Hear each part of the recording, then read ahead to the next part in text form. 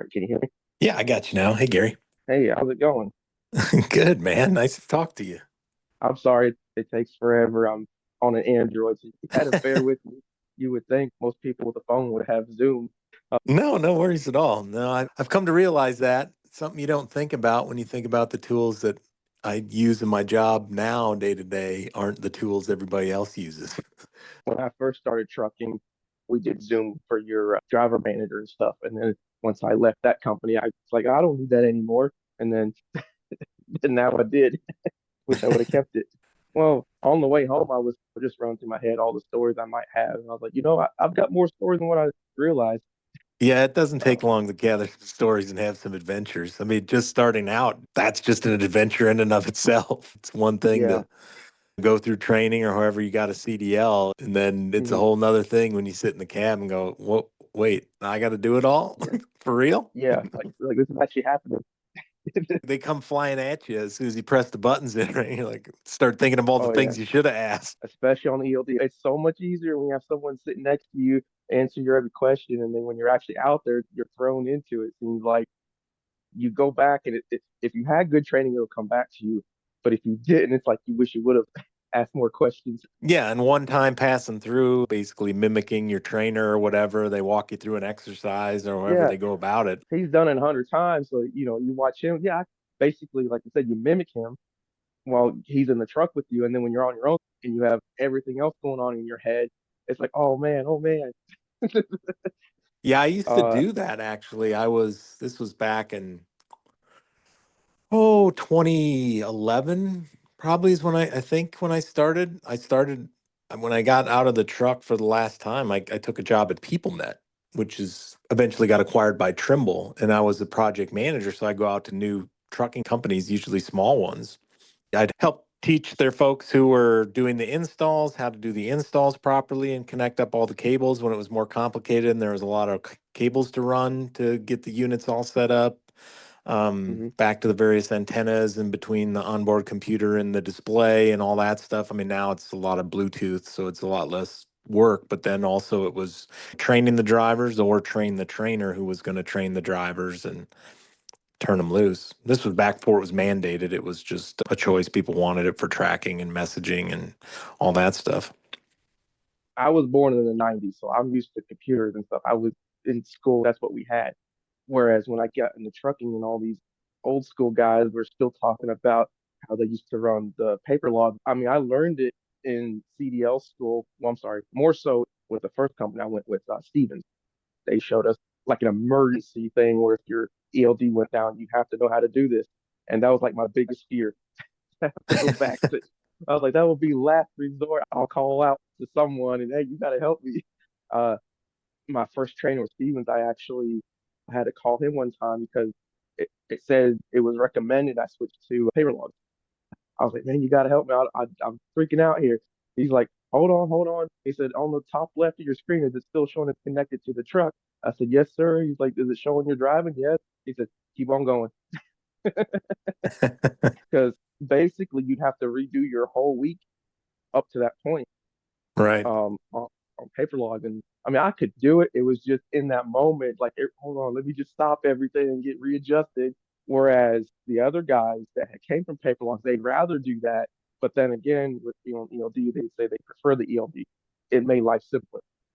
But so there wasn't too much of a learning curve for me. It was almost a benefit that I hadn't come from paper logs. Yeah, it was a big So transition for a lot of folks, and there were I won't name names, but there were plenty of the people who were used to paper logs who their ELDs would have problems on a regular basis yeah, because they yeah, preferred yeah. to do it on the paper logs. Procedures, it's like, when does it stop? You think you've got a handle on it, especially when you're fresh out the gate. You think you got a handle. Yeah, I'm ready to go. Let's go.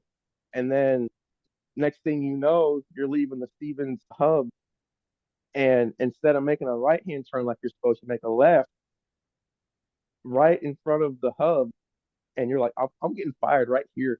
This is it. As soon as I made a left, I was like, okay, I gotta get turned around. I go to make a left hand turn at the first intersection. I misjudged the turn, had to back up and readjust myself. I'm like, that's it. They're good. I'm like right outside the fence. Like these guys are gonna just find me right here. And then the road I came down on after I made the left, it was under construction. I'm like, oh great, here we go. This is a great start in my trucking career. And what happened was I was so used to the trainer's GPS system on the ELD that it would speak, it would talk as it's giving directions. And so I put out of the gate there and it never said anything. I was like, oh, okay, well, it's maybe just got to catch up. It's just started the truck up and they just got to catch up. Well, so I make the left hand turn. I come around the yard. I finally do like a city block, make a right hand turn. It's still not talking. I get on the interstate. So this is Dallas Fort Worth area, and my GPS is not talking to me. She's just being mute, she's being antisocial with me or something. So I'm literally trying to glance at it, which I had done my pre-trip and I did my trip planning and all that. And so I had some directions wrote down, the main stuff, not exit by exit necessarily, but stay on this highway and keep going for X amount of miles. And so I'm watching my GPS there, looking for the exits. And well, you know how Dallas is, I'm sure. If you're not paying attention, you'll either pass the exit or take the wrong one. And so I'm struggling to figure out which direction I need to be headed, which road, which exit to take. And I get turned around. I'm like, okay, I'm going the wrong direction completely at this point. Once I did get on the interstate, so I found the closest exit that would get me, from what I could tell, I could go under the interstate and do a loop, get pointing the other direction. Mhm. So where was I headed from Dallas? I want to say I was headed to Liberal, Kansas. I had no idea how to get there. At this point, I'm just happy to be heading in the direction at all, and it seemed like the general direction. And I got my GPS where it was happy. It wasn't telling me to turn around when safe. So I got on the phone with my second trainer with Stevens. My first one was a dedicated driver for craft, and my second trainer was OTR. So I got a little bit of a mixture. It was pretty cool. And I called my second trainer. Okay, let's figure this out. What do you mean it's not talking? Is the volume up? Yeah, the volume's on. It's not talking. It's being dumb. I'm about to throw it out the window. That was before they had the tablet put in. That was still on the what I call the leash. It was still on the cord. So what happened was the guy that had the truck before me, he was a lease operator, and he had the fancy system with the external speaker. So he had it hooked to the ELD and also to the CD. He had it, I forget how he wired it, but they both worked through the external speaker. And what happened was in the settings, they didn't have it on external speaker. And so it wouldn't talk because it was plugged in. It just wasn't done right in the settings. Right. So long story short, that's what happened. It wasn't set up right, and I'm having a good old rough time trying to figure out why is this thing not talking. I have to like literally stare at it when my exit comes up and trying to match the sign with what the GPS is saying. Which, I mean, it's not bad if you're 50 miles out. Okay, I got that, no problem. I'll catch the exit. But when you're in Dallas and the exits are like within minutes of each other, had me a little shaken up there. I was like, man, I don't know if I'm cut out for this. This is not what I signed up for. This thing's Yeah, I supposed can to be go from talking to me. yeah, I can go from 0 to 100 miles an hour pretty quick and the learning curve. I'm like, none of the training got me ready for this. Like that was kind of fly by the seat of your pants kind of deal there. My nerves were pretty well shot by the end of the day. I tell you, when I first started driving solo, I was okay.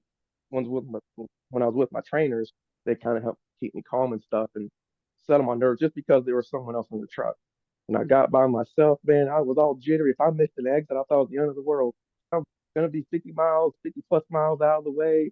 They're gonna call me and say, "What are you doing?" Because with the GPS, they had me leery that they could see everything I'm doing. They're gonna call me if I'm 50 miles out. Like, hey, what are you doing? Yeah, it was a whole different ball game when I started, right? GPS was amazing when it first came out because you could see stuff like you knew how far away your exit was and stuff like that. Like even if some of the precision and the truck routing wasn't right, just knowing that your exit's 3 miles Oh away yeah, or 2 miles away, or that it's a left exit versus a right exit. Because if you've never been in the town before, there's no guarantee which side, and it's no easy feat to move a truck over 4 lanes of traffic in a mile to get to the yep. left side when you didn't know that's how they were going to set it up. And then you everything got else. weird places like Jersey or whatever that has jug handles and all kinds of weird constructs to navigate things. So yeah, the GPS was a godsend. Yes, it was just another good tool we had. Or That's even how I when saw you it. got lost, right? Because, back in the day, if you took a wrong turn, you might not have a map that is anywhere near the detail You're on that was your going own to pretty tell much. you. Yeah, like you might go, you know what? Because I mean, it's not like you can't just swing into a Dairy Queen parking lot and whip a U and go back out the other direction. Like you got to have enough room to do Yes. whatever it is that you want to do, and you don't know just because I make a left here that there's any Hmm. other left-hand turns down that road that are Yes. going to get me back. Like you don't know what you're getting into. You may find yourself That 6 miles in the wrong direction at a dead-end road for all you know. the first time I went to Detroit, that's what I had to deal with. Where you just explained, I was going to this creamery, first time I'd been there, and I was on the phone with dispatch, and he was trying to coach me how to. It's gonna be on your right. You'll see it's the school bus yard. It's gonna be on your right, right after that school bus yard. Okay, so I'm thinking it's quarter mile, maybe a little three-quarters of a mile after. No, it's literally the next driveway, and it's tight. He said it's tight. I blew right by it. I saw the school buses. I thought, oh, there it went. There went the driveway. Oh, great. And it's early in the morning. No one was there. So instead of trying to get turned around, because I'm instantly, my mind's going 100 miles an hour. How do I get this truck turned around here in Detroit? You've got very limited space there already. Everything's tight. The road was under construction. I was like, oh my goodness, what have I done? And so I pulled Yeah. into the parking area where the employees park, and then they start coming in with all their cars. And I'm like slowly, I'm like, this is a train wreck. These cars are coming in, and the guy's like, you got to get out of here, man. The employees are coming. You got to get out of here before all the cars start piling in. So, oh my gosh, man. So I pull out, make a right because I can't make a left. The median's all tore up, and there's no way to make a left-hand turn. So I had to make a right out of there. Thankfully, the guy was nice enough to help me back up and get readjusted. And I had to get on the phone with safety, and he's telling me, please, he's telling me to stop the truck. He's like, you got to stop somewhere. I don't know where you are. He's like, my GPS can't keep up with it. I was like, what?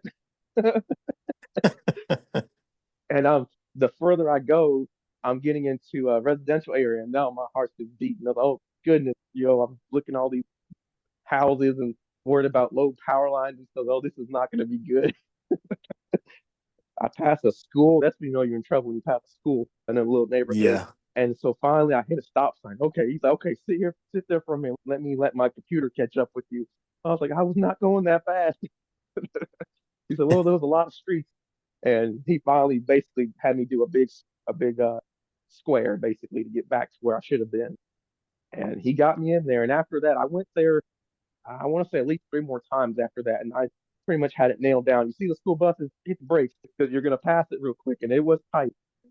It was big enough driveway to squeeze through. You just had to really know where it was, especially at night when it's raining and stuff. Yeah, that reminds me of us like back in the day before we had a phone. We had to call 2 days before, a day before when you had a payphone, and you might, like let's say I ran a lot of Minnesota to the East Coast, and so you might as soon as you get the bill of lading and get a phone number for the receiver, every time you stop, you're trying to call them because you got to get on a payphone and you got to call them. You got to call them when somebody's there.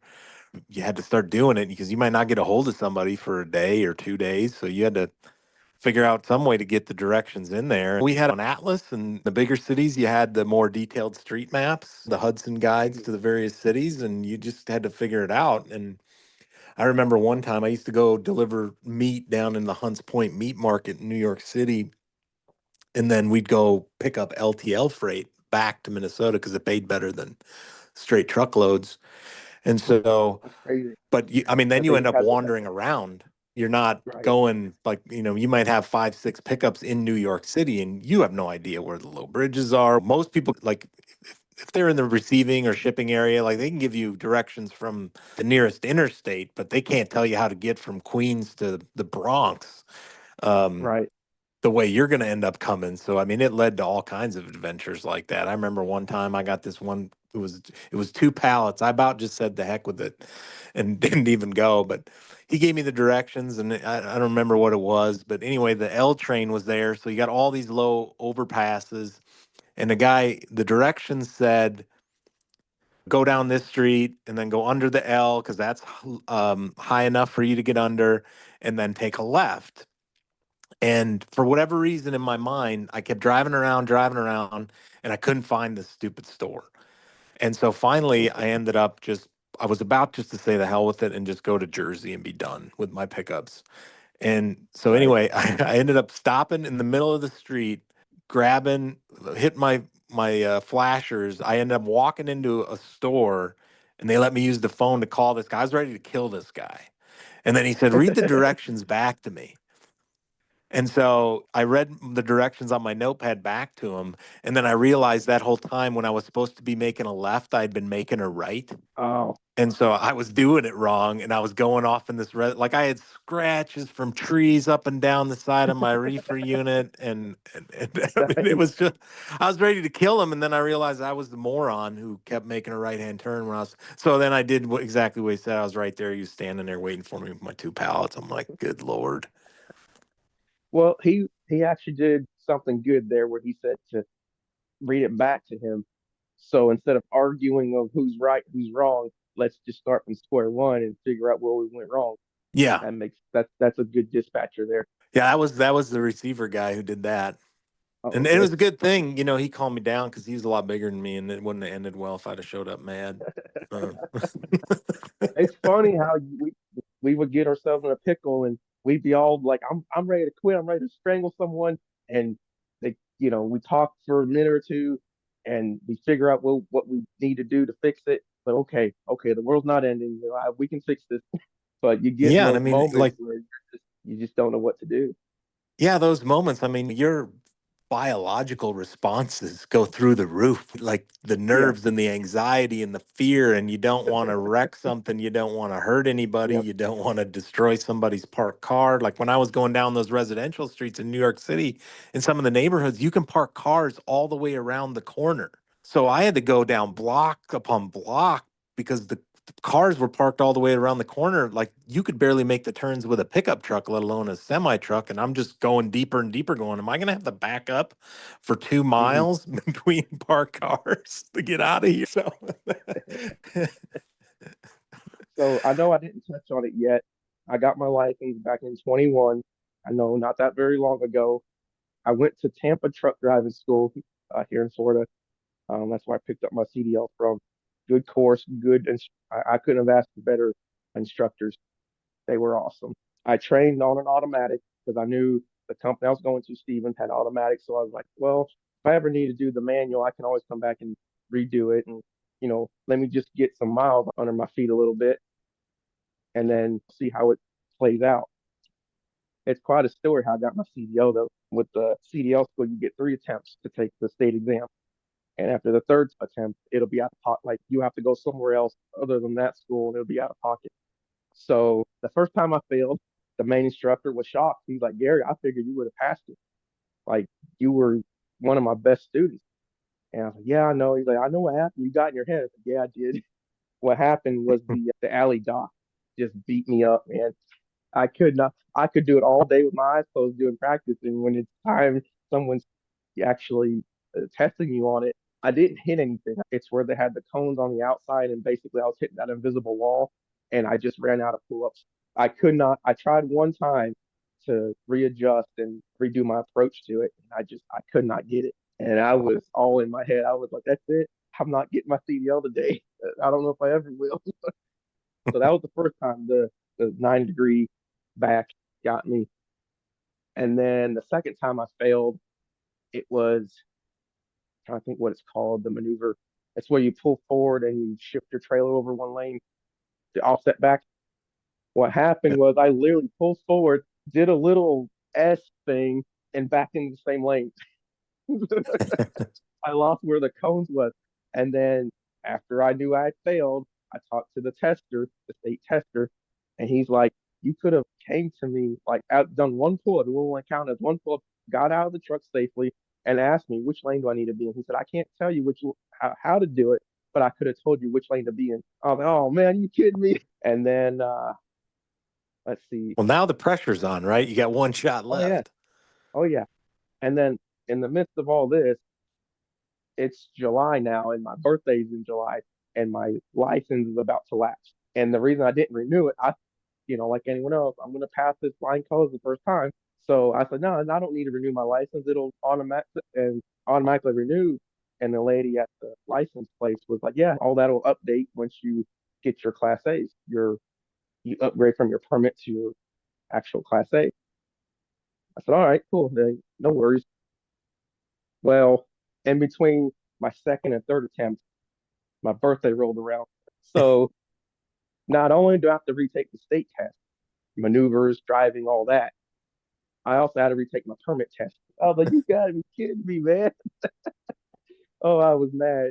Had to be 14 days that had after I went back and took the computer test, the permit test. I took that, had to wait 14 more days to hold the permit so I could retest. So you talking about going through it, man. I was like, I don't know. Even my wife said, if you don't pass it this time, let's just give up on it. It's done. I was determined though. I was like, no, this is my one chance. I have to get it. That morning I did some praying. I did. I was like, I need some help here. If I don't get this, it's done. So I did the pre-trip, did fine with that, no problem. The I don't know if you guys had to do this or the sail test where you do the in-cab test, you pump your brakes and all that, you do your you let your buttons pop out and all that and hold Yeah, the you got to get brakes. the air pressure down to get the buttons to pop and all that. That was nerve-wracking because they said it's not just knowing, obviously you know your controls, you go through all the wiper settings, the AC, all this, show them the horn, and then you had to get the verbiage right.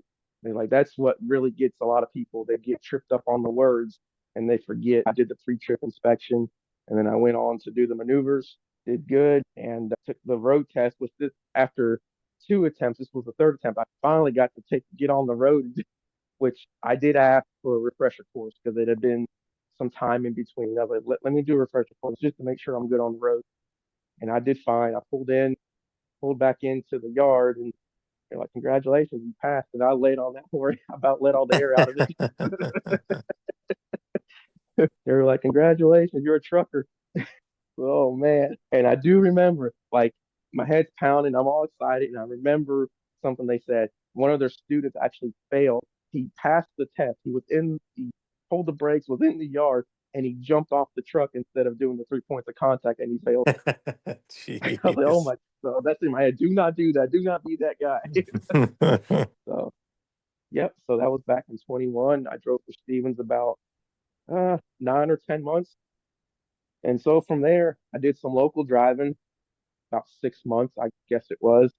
And then their insurance, they had a few accidents, and I fell in the category where I hadn't had my CDL quite 2 years yet. And it was either they cut us loose that had less than 2 years experience, or they had to pay more for the insurance for us.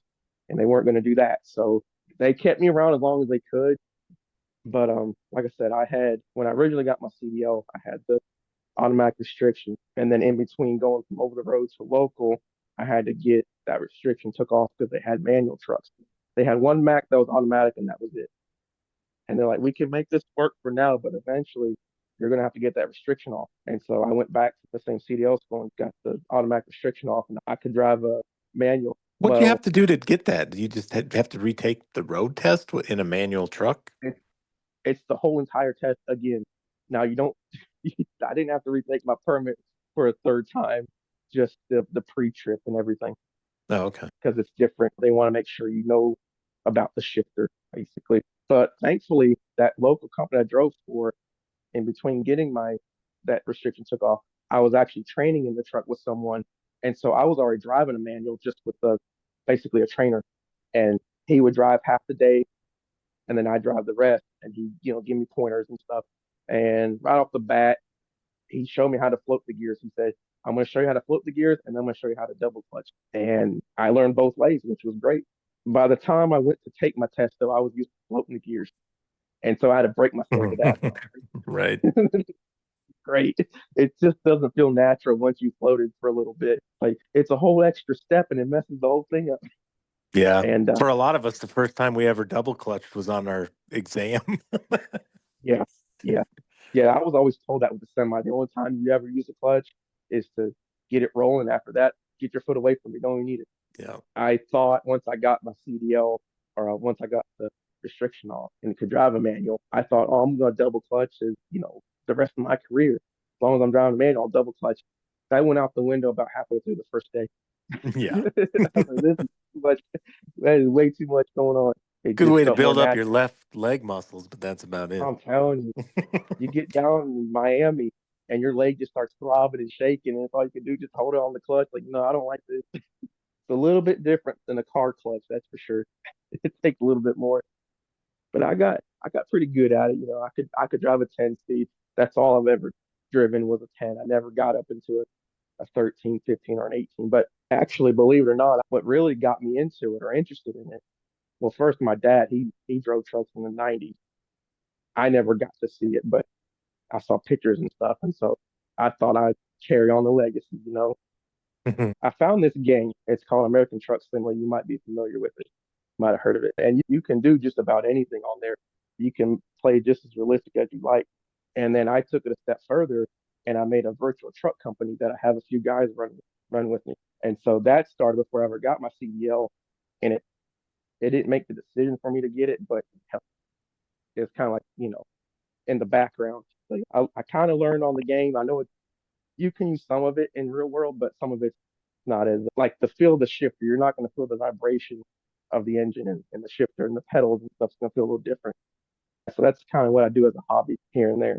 Yeah, I've been meaning to try it. The only thing close to it, I spent about a month up doing a project with the ice road truckers up in Alaska, and they Mhm. have one of these fancy $50,000 simulators. And so I had to try it out, right? Because Right? I'm a trucking guy. Like, you're gonna let me play on your $50,000 fake truck? Like, absolutely. I'll try not to So break it.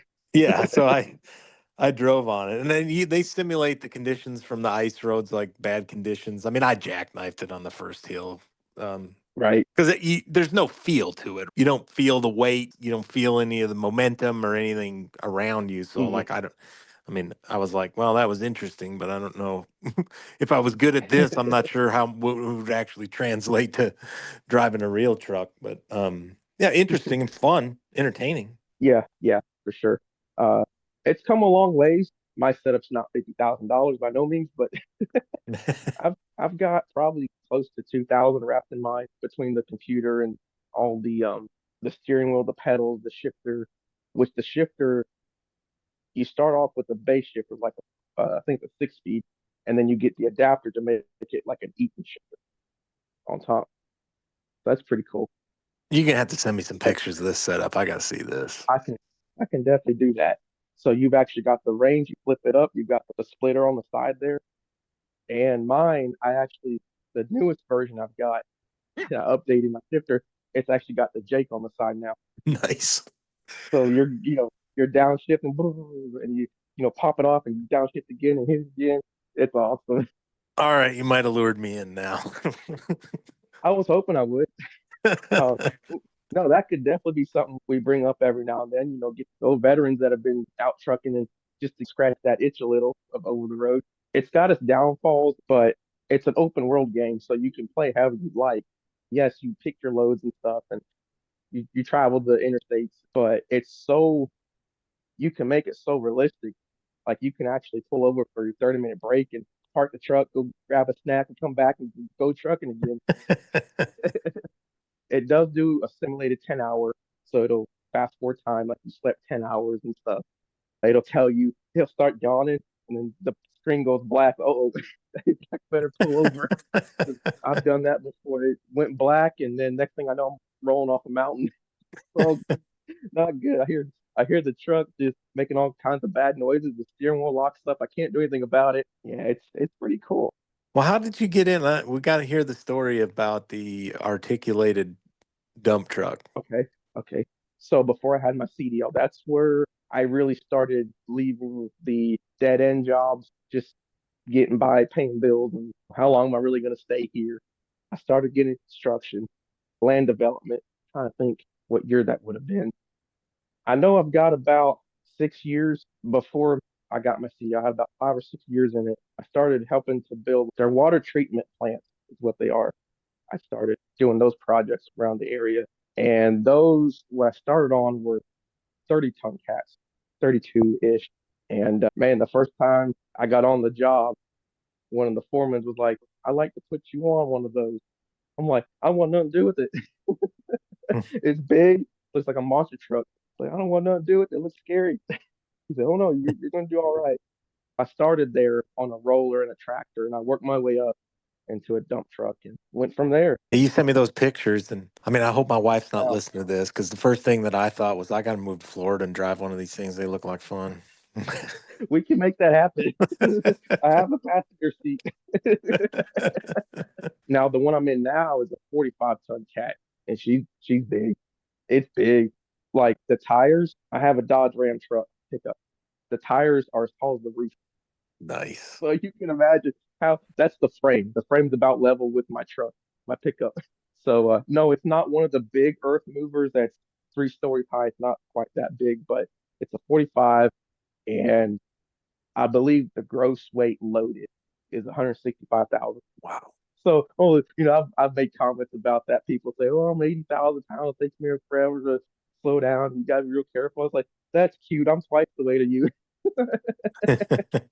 Yeah, and what's crazy is truck is goes for what 200,000 now plus the trailer, looking about what 300,000 if you buy it brand new. Those trucks, I think they're either 500,000 or $750,000. Dang, that's crazy. And they'll let you drive. Here's a crazy thing: you don't need a CDL because they're not air brakes, and you're not driving on a public road. So I really could just get on a plane and be driving one. Sorry, I'm not making it any better. And the crazy thing is, you see how big they are. You're like, man, it must take a mile to turn that thing around. And so what it does when I say articulate it, the best way I can explain it, it's two separate frames, and in the center, what it does, it pivots. So the bed and the cab are independent of each other. You can roll the bed over and the cab stays upright. That's got to make the thing a little sketchy going around curves and It, stuff if you got it weight on it, right? uh Not really. It's more Hmm. stable than what you would think Huh. because it's got big old tires, big old axles. It can get a little hairy sometimes, especially when the roads are real soft and wet from rain and stuff. The scariest part and the thing that took me the longest to figure out was how to back that crazy thing. Because you would think you're backing a trailer, but it turns right is right, left is left, and reverse because it's hydraulic. It doesn't actually Oh, pivot.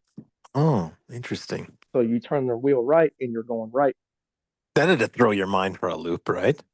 And what it is, when you turn the wheel, you turn the steering wheel, you're not turning your steer tires like you would in a semi. You're turning the cab. So it's all hydraulic and you turn the cab and that's what drives the bed. Pretty cool.